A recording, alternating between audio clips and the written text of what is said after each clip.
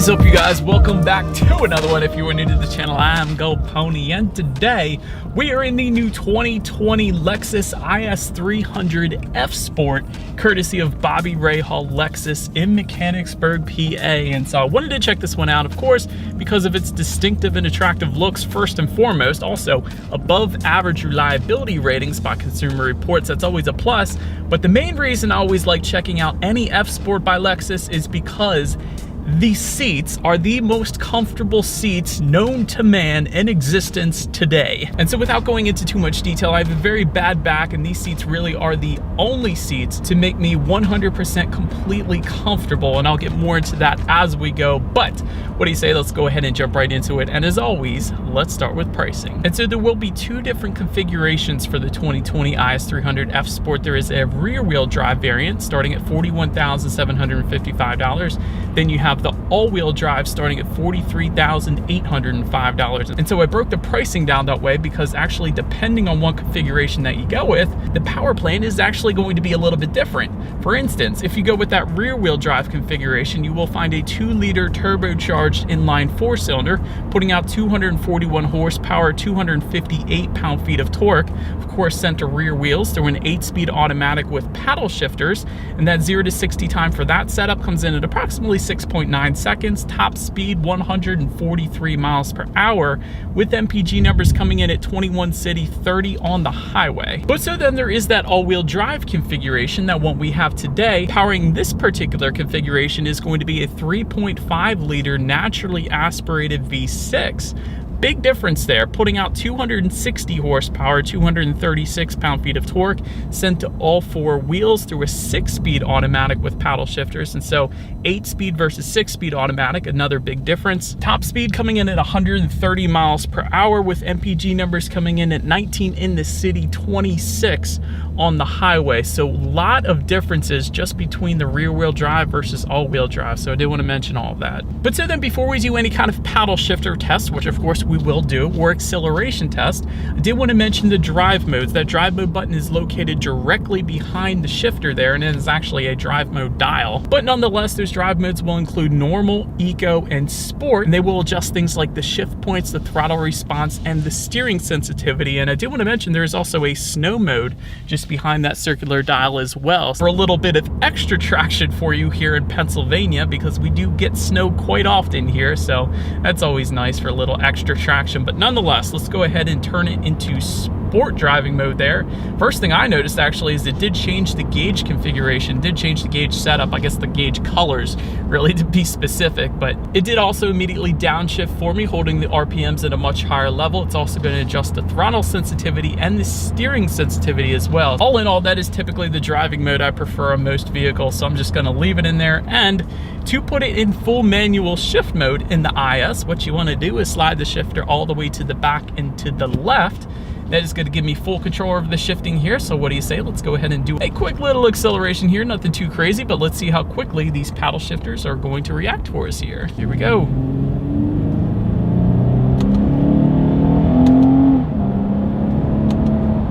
Actually, not too bad. Not the very quickest paddle shifters I've ever tested, but definitely a quick reaction time. I'm kind of impressed there. And the paddle shifters, they do feel very high quality as well. I always like to point that out because a lot of times you'll find cheaper feeling plastic paddle shifters, but these feel pretty nice. So I do like the paddle shifter setup too. But all in all, to give control back to the IS, all you need to do is simply slide the shifter to the right there, and that gives control back to the IS300 F Sport here.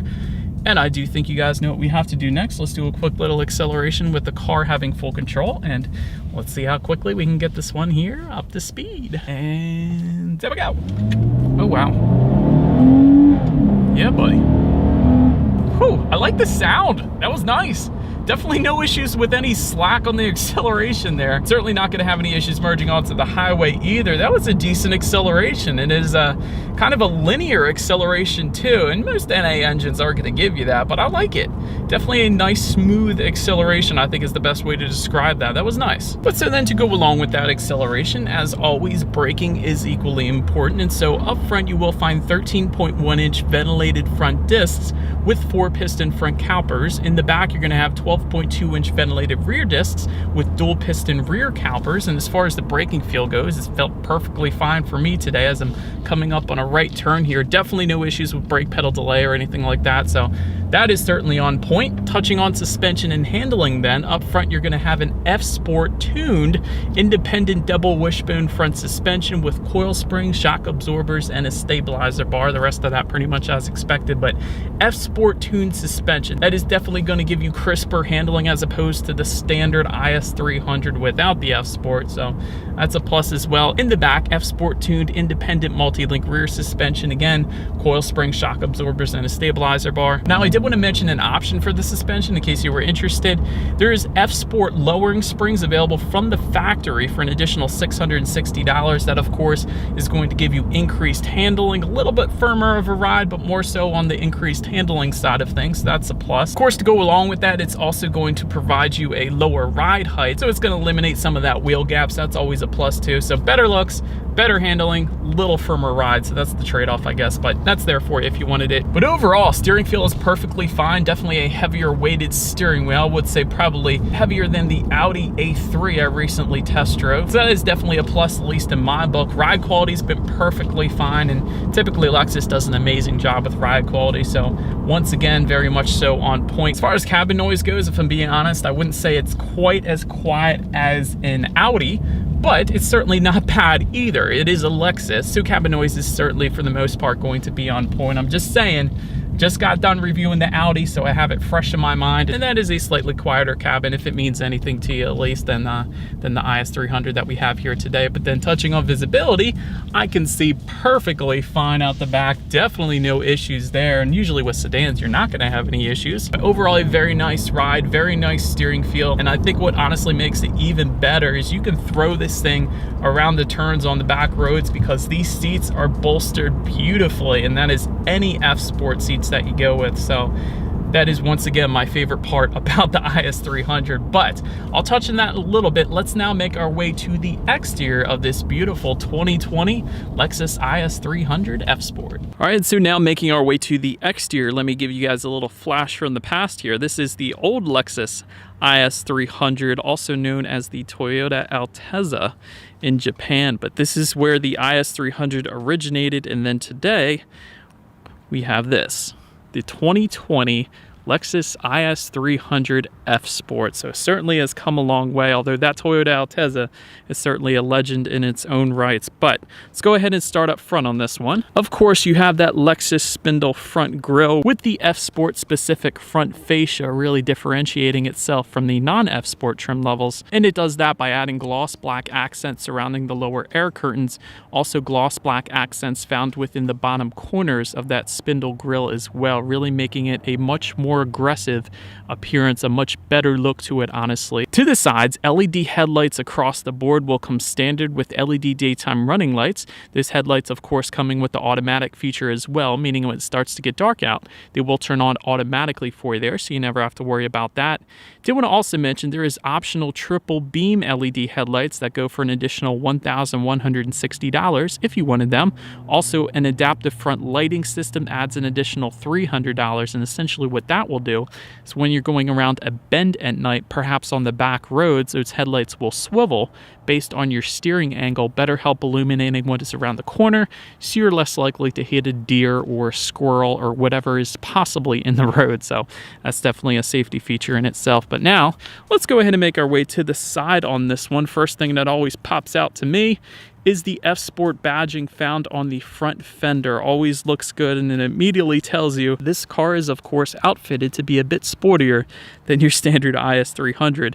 Chrome window surrounds will come standard across the board as well. Taking a look at those side mirrors, they are body colored power adjustable side mirrors, and they will actually come heated as well with LED integrated turn signals, and they certainly look right at home. I'm glad they're body colored and not gloss black on the sides there. I do like the body colored side mirror look. But taking a look down at the wheel setup, 18-inch split 5-spoke F-Sport specific alloy wheels will come standard on this one, but let me tell you guys, it is actually a staggered staggered fitment, in case you were curious, meaning the rear tires, rear wheel setup is going to be a little bit wider than the front wheels, meaning you can't rotate them, unfortunately. But as far as the sizing goes, it's 18 by 8 inches up front, 18 by 8.5 inches in the back. Of course, with it being a sports sedan, that is typically found in just about all sports sedans out there, even if you go with the all-wheel drive setup like we have today. But anyways, all-wheel drive setup, by the way, will also give you all-season tires, which makes sense, of course. But let's now go ahead and make our way to the back. First thing I wanted to mention to you guys is this rear spoiler that you were looking at right here. This is an added option for an additional $400 if you wanted to go that route. Just above that, of course, you have your shark fin antenna. LED taillights will also come standard back here, along with F-Sport badging found in the lower left-hand corner of that trunk lid. And just below it all, dual exhaust outlets with chrome tips. So I do believe you guys know what we have to do next. As always, here is that exhaust clip.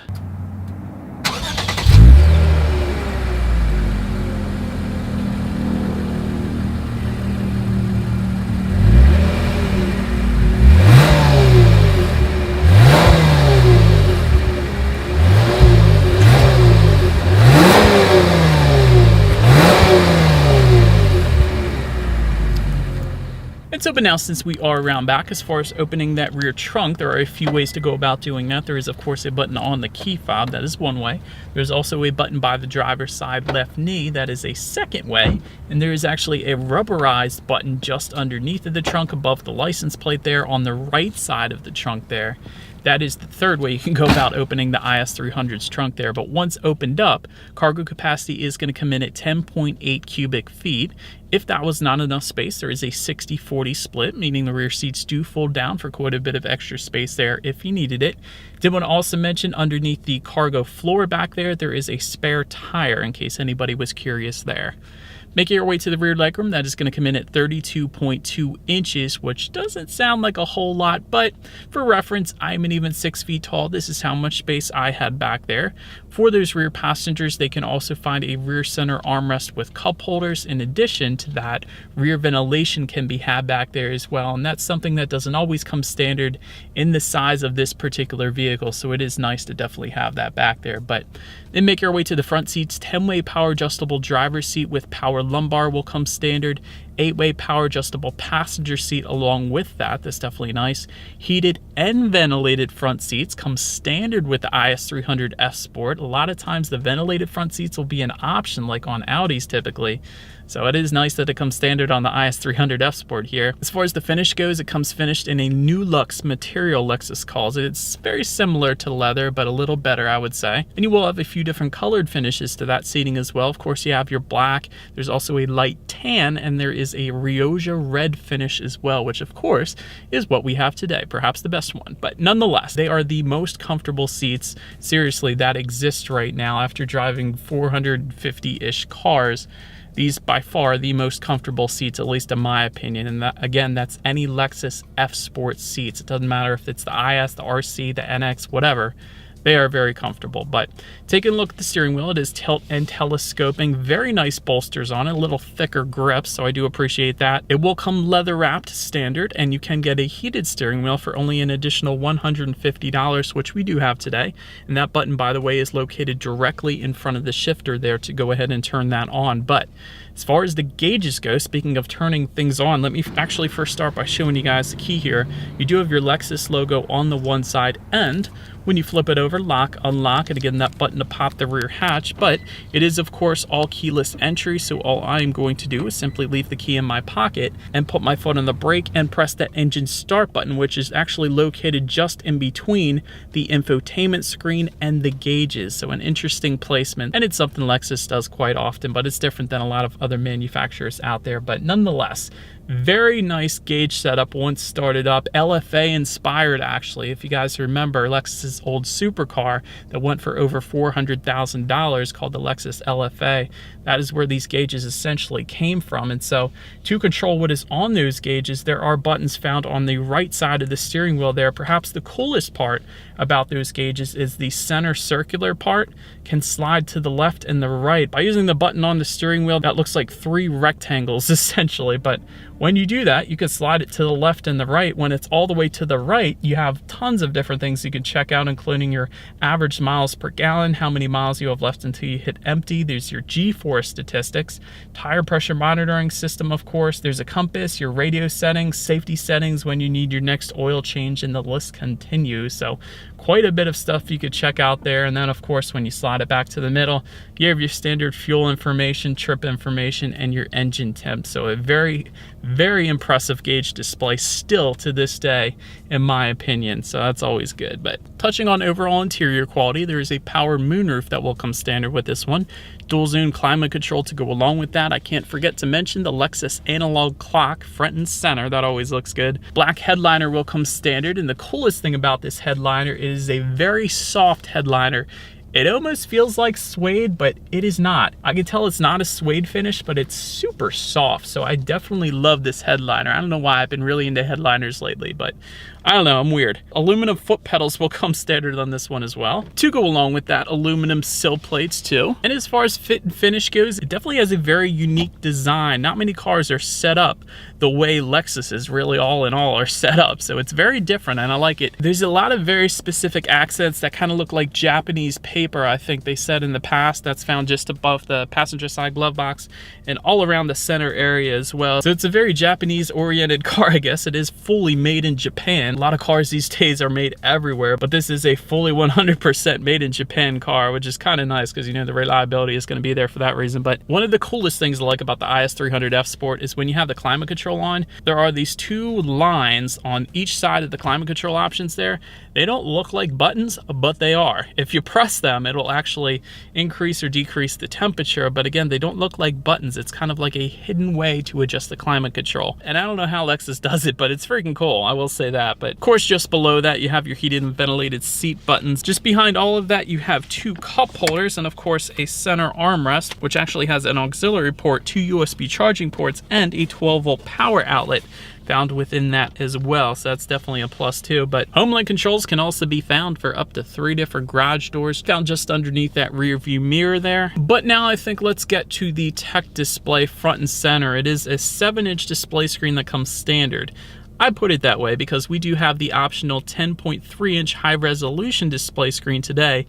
By the way, that comes with either the navigation package or the Mark Levinson N navigation package, but the navigation package that we have today goes for $1,745. So because of that, let me show you guys that real quick to control what is on that, because it is not touchscreen, because honestly, you couldn't reach it while you were driving anyways. It is pretty darn far up there, but to control what is on that, there is kind of a mouse-like device and a couple buttons just to the right of the shifter there. And it is pretty simple to use, and it's one of those things that you'll definitely get used to. But what those buttons actually control on that screen are things like Bluetooth and audio streaming. You could check out your climate control information up there if you like, some driving statistics as well. But the one thing I really wish you could control up there, just like you can on several other Lexus models right now, including the RC. The 2-door version of this essentially is Android Auto and Apple CarPlay actually.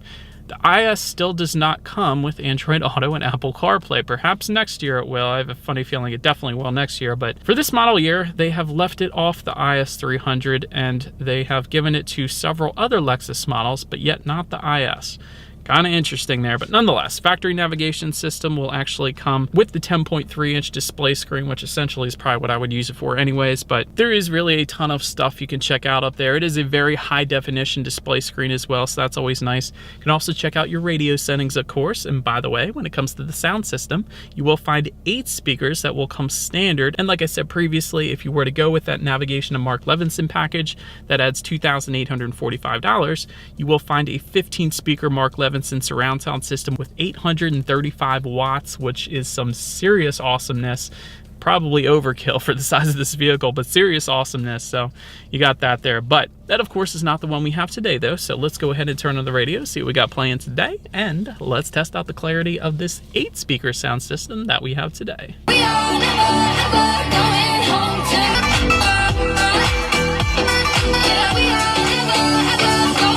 Actually, gotta say, I loved it. That was a perfectly fine sound system. 8 speakers is just fine for the size of this vehicle. Bass was certainly nice as well. So really, Mark Levinson is going to absolutely kill it, don't get me wrong, but that was a really good sound system actually for a standard sound system on any vehicle, really. So well done, Lexus. But so then last thing I wanted to mention to you guys is when you do put the IS in reverse, you will find, of course, a rear view camera letting you know who or what is behind you, which is always going to lead us into safety. And so to start, front side and side curtain airbags will come standard, along with the driver's knee airbag up front as well. In the back, you're going to have latch, aka lower anchors and tethers for children for the rear car seats. Also back there, rear child door locks, and also some of the advanced safety features standard on the IS300 is going to be included in their safety system called Lexus Safety System Plus. And that is going to include pre-collision system with pedestrian detection, lane departure alert with lane keep assist, intelligent high beams, dynamic radar cruise control, and road sign assist as well. And to go along with that, another standard safety feature is blind spot monitoring system with rear cross traffic alert. And that's what I always look for these days. That's where the little car icons are in the side mirror, so it kind of prevents you from turning into somebody on the highway. It lets you know what's in your blind spots. That's pretty cool too. But in addition to that, there are some front and rear parking sensors available for an additional $500 if you wanted it. And so, but that is about it for this one, you guys. Thank you so much for watching. Feel free to follow me on social media at the bottom of the screen there if you like. Be sure to hit the subscribe and the bell notification button if you're into new car reviews. That is what we do here on this channel after all. Do appreciate you guys watching more than you know, and I will see you guys all in the next video. Stay gold.